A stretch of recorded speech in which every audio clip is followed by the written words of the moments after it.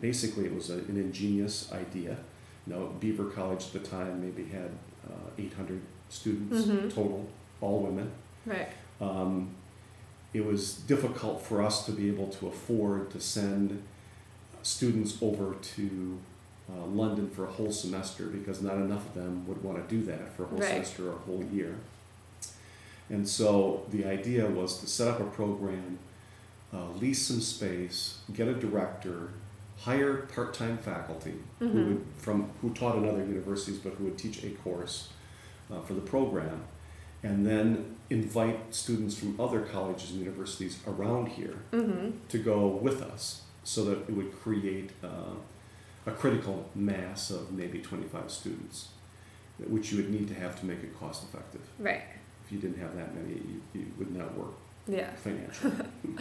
So that's how it got started, and it was first just the London semester program, and it started to grow and get bigger and bigger, and they had more to get more space, more faculty, and then they started exploring the idea of actually working with colleges and universities actually in the London area, and having students take their classes in the universities. So students would come from various parts of the United States to us. We would manage getting them into classes at another university. We would manage the transcript activities, the housing, all of the other details, so that the sending school, say Bryn Mawr, wanted to send 5 students to the program.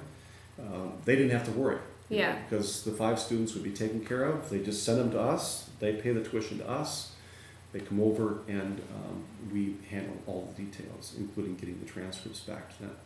Right. So that's when it really started to take off. It was in the mid-'60s, and then it was a steady growth curve until we were up to probably about 60 different locations when I arrived. We had 60 different programs, and we had expanded into other countries by that time too. Yeah. Australia, New Zealand, we were in Greece.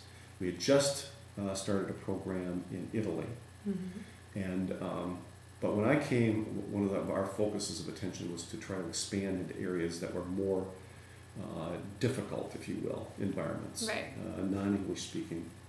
So we expanded what we're doing in Italy and Spain, added South Africa, Tanzania, and now with the Alliance, with another group that we work with, we have a partnership with the Alliance for Global Education with another study abroad provider. We are in China and India. So now we have over 100 programs. Cool. And now we're in 14 or 15 countries. Okay. So do you think that Arcadia pretty much focuses on this because they've seen the benefits of study abroad? Yes, I think that Arcadia, well, a couple things. Not only all along have we felt very strongly about the value of this kind of education, that's important. But the other reason Arcadia is doing what it does is so that we are able to expand the number of opportunities that our students have. If we didn't have all of these other students from around the country coming into our programs, we might be able to run programs in 2 or 3 places. That would be it, because we have, well, number one, typically only about 4% of the students study abroad. And on average in the United States, only about 4% study abroad. Now, some schools have more than that because they've concentrated on it, and we, of course, have many more than that because we've made it such a big thing.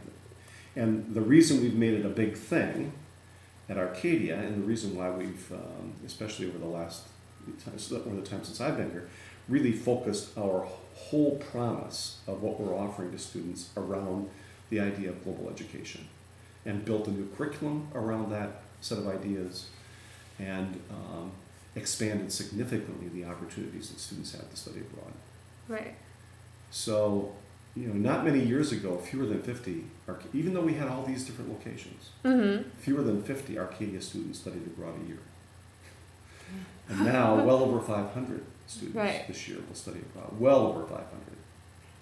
In fact, it's probably over 600 if I, stop and think about it, because we have just preview alone. They're now taking the preview for credit. Most of the students are taking it for credit. Yeah.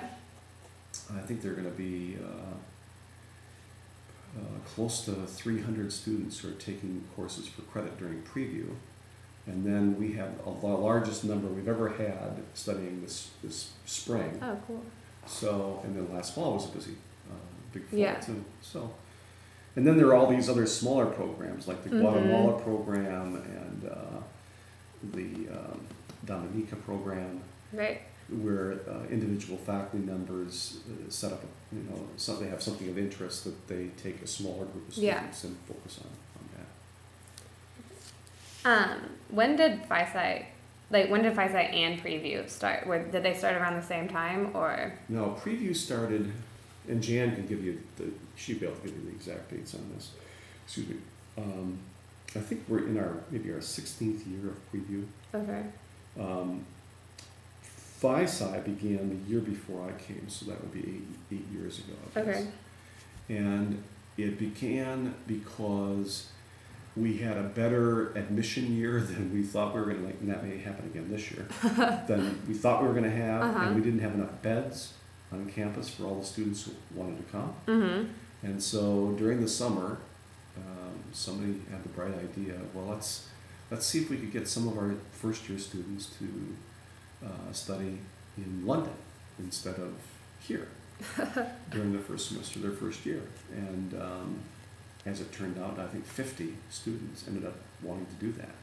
So it was really, it gave us the indication that this was an idea that was potentially very popular, very interesting, and it was for.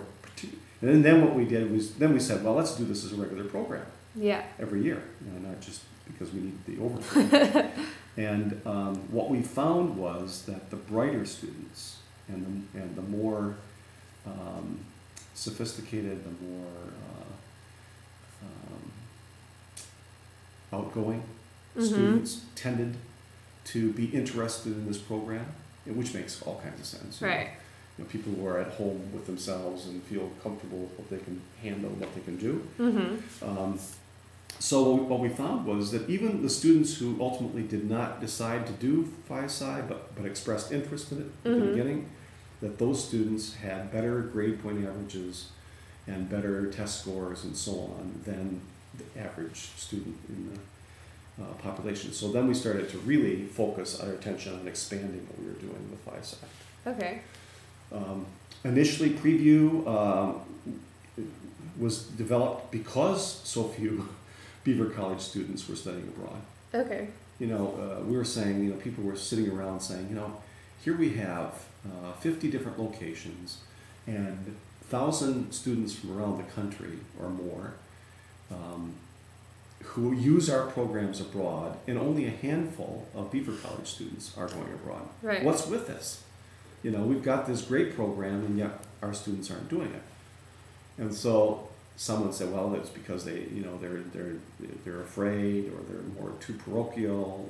They don't really understand that this is something that would be really interesting to do. So somebody got the idea, how about if we take first year students, as many as want, give them a cheap rate, and take them over to London, starting in London, and do spring break in London, so they'll get an idea, give them a taste of what it would be like to be in London. That's how it began, and there was an overwhelming response, and so then that became actually one of the things that students and graduates frequently would talk about. One of their greatest memories at college was doing the Preview program. Yeah, all of the people from other universities that I talked to, they're jealous.